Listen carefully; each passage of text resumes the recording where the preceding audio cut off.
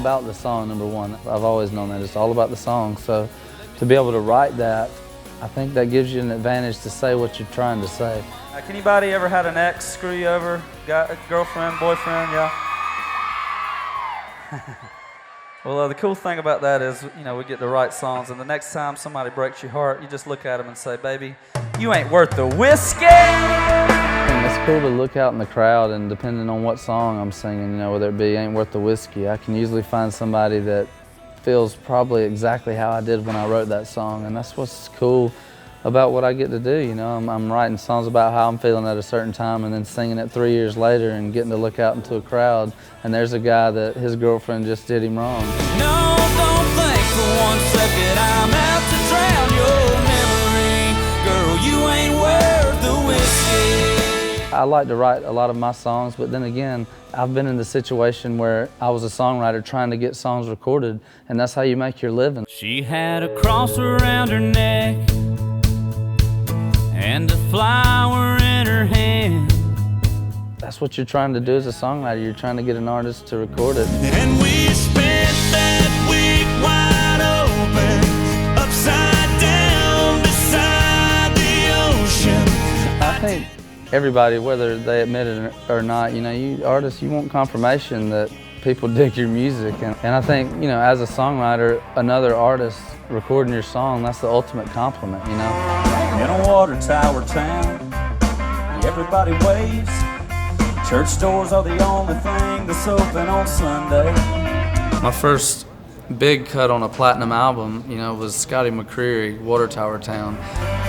Nobody's till you say amen. Everybody knows your mom, and then you can see who loves who for miles around. In my Water Tower Town. You know, that was a big deal for me. That's set myself, you know, on a different level, saying I had not only a song recorded, but a song on a platinum album.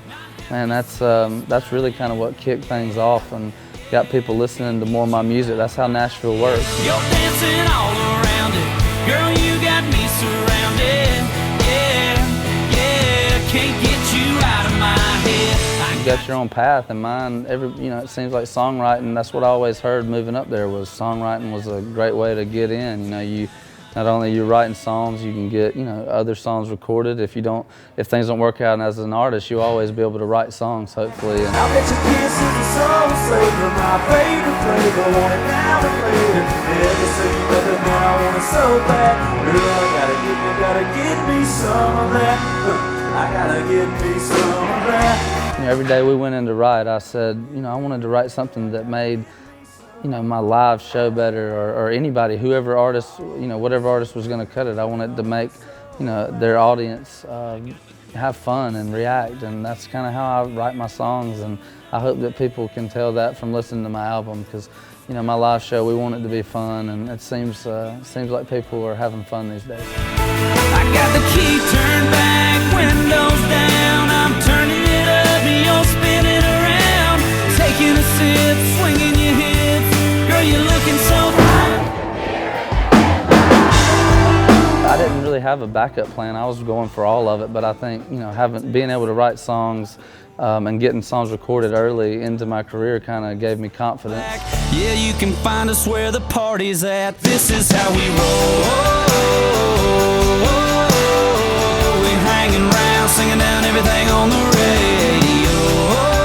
But not only do I have my second single, I wrote Thomas Rhett's Get Me Some of That, and Florida Georgia Line's This Is How We Roll with them and Luke Bryan. And it's pretty crazy to think that to have those singles on the charts, you know, whether I'm singing them or whether I just wrote them. This is going to help get my name out there and, you know, help open ears and open doors to record labels, and that's exactly what ended up happening. A little sun left to burn in the blue sky, shining off the cross hanging from the mirror of my ride. The breeze blowing in, your hair blowing round. You're scanning through the stations looking for that country sound.